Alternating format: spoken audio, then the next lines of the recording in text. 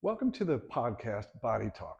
So, we got a question from Mark, a listener that was wondering why he gets cramping, tingling, numbness into his legs and what he can do about it. A lot of my patients come in and they think they're not drinking enough water or they need to eat a banana. That's not generally the case. If it were, you'd be getting cramping, tingling, numbness in other bodies as parts as well, not just one leg. Usually it's an irritation to a nerve. That nerve can be irritated because of a muscular imbalance, a bony imbalance, or tightness in muscles. So I'm going to give you a couple of strategies here and a little bit of an explanation as to why things are that way to see if we can fix what your problem is. Remember, these things don't work for everybody. They are guidelines and ideas, and none of them should hurt while you're doing them. So give me a minute. We'll take a couple of seconds and I'll show you things you can do to help with a number of different causes. So the first thing that I usually find causing those numbnesses, those tingling, the pain down into your leg are imbalances. Imbalances in muscles or in bony structures. So a lot of times you'll have someone tell you one leg is longer than the other. It's not generally really built that way. It's just that the hips are out of alignment, which makes it like you're walking down the street with one foot on the curb and one foot down the street. We have a reflex that keeps our eyes on the horizon. So if your hips are displaced like this and your eyes are going to be on the horizon, your spine is going to twist and turn to get your head back on straight. That causes pressure on discs and nerves that goes down to your legs. So we'll go inside and I'll show you some strategies for balancing that out and fixing that problem. When one of your legs is longer than the other one, what happens is this hip or that hip are out of alignment. That puts pressure on these little discs. That's where the nerves come out, and oftentimes they get pinched because of that hip obliquity, pinching the nerve going down into your leg. So we're going to show you strategies to figure out how that happens, what to do about it. You can look in the mirror to find out if you have a problem. Bring your hands to your hips. Look in the mirror, see if you see one hand is higher, or even more telling, is one shoulder higher than the other. If you see a difference here, you can pretty well be assured that it's coming from here, and we can fix that. One of the reasons you're having tingling or numbness, pain down into your leg, could be the shoes that you're wearing on your feet. If you take a look at this pair of shoes, you'll see this is worn out unevenly. It's going to cause your foot to drop out to the side, which is going to take your knee out to the side, which is going to pinch in the hip. Just that little bit of wear and tear on your shoe can cause irritation to the nerve. You can fix this, but it's going to take a little bit more than this video. For right now, make sure that your shoes are well worn. If you get to this point, time to get a new pair of shoes. So here's a couple of ways that you can work on balancing out those hips, bringing them closer into alignment. It's kind of like having a car with a front end alignment that's out. You keep driving on it, you're going to get more wear and tear. So let's fix our hips, and then you can get through life without more pain. All you're going to need is a ball, maybe even just a pillow. We're going to lie down to your back. We're going to put that ball between your knees and then straighten your legs all the way down. A gentle squeeze of that ball, and then begin to shuffle your legs, reaching further with one than the other. Take it side to side about 10 to 15 times, gently squeezing that ball. And remember, there should be no pain while you're doing this. The second strategy is to straighten out your legs.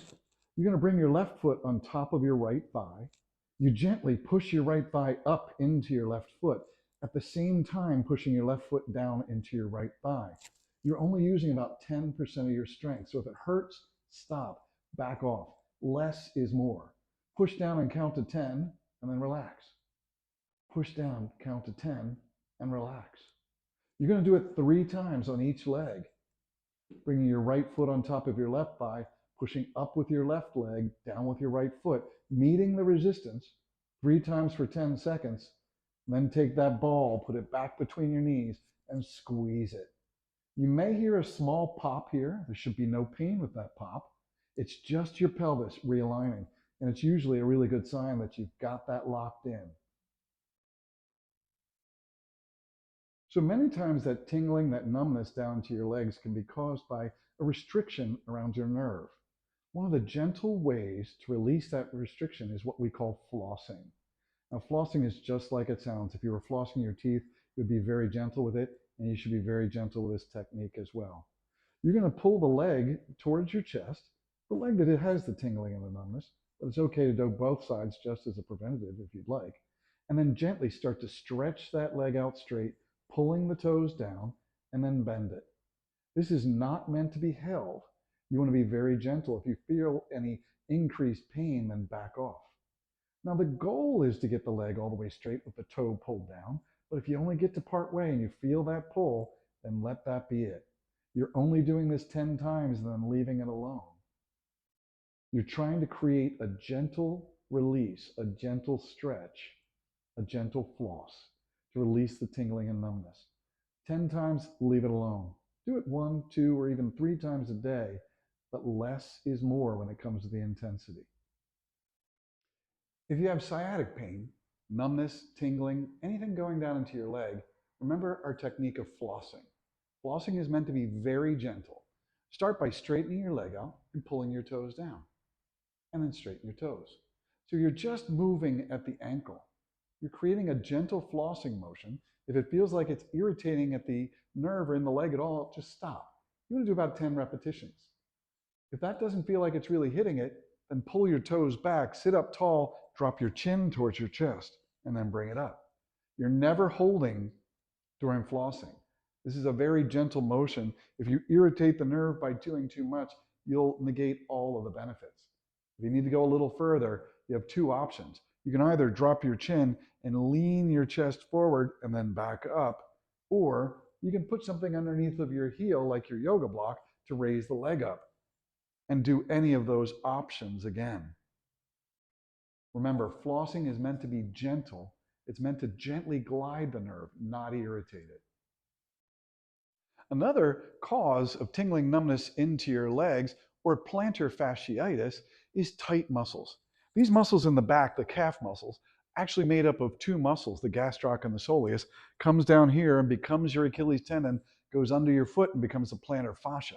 When it becomes tight, it can be a cause of stress on the nerves. Stretching, it's really easy. Just take one leg back nice and straight, the other knee bent. One muscle is getting stretched in the front, a different muscle is getting stretched in the back. If you'd like to take this to a more advanced level, just make it active. Dropping the knee, bringing it up and stretching it, dropping the knee, bringing it up and stretching it. I like to hold all my stretches for at least 10 deep inhales and slow exhales, and then switch sides. Remember, all stretching should be pain-free. If it feels like pain, stop immediately. So when you get to your destination, or just at the end of the day after you've been walking a lot, decompress your spine. Take a bunch of pillows, put them at the edge of your bed, and then slowly lean forward over them so your hips are right at the edge. Once you get in position, let your knees just drop, roll your head forward, and relax. You're hanging there. You're letting your spine be decompressed. The diaphragmatic breath works really well here as well, breathing deeply into your belly, and as you exhale, just melt some more. Hold here for about 10 deep inhales and slow exhales to decompress your back. This should be done at the end of every day to help mitigate the circumstances you might have put in through the day. So I hope you found information that you can use to help solve some of your problems. Today's episode, we talked about tingling and numbness into your legs. If you found this information valuable, wait till we get more. So write in the comments what you'd like me to explore in videos, what you'd like me to explain and hopefully give you strategies to help. Give us a thumbs up and subscribe to the page so you're notified immediately when Body Talk comes up with another episode to help you fix your problems.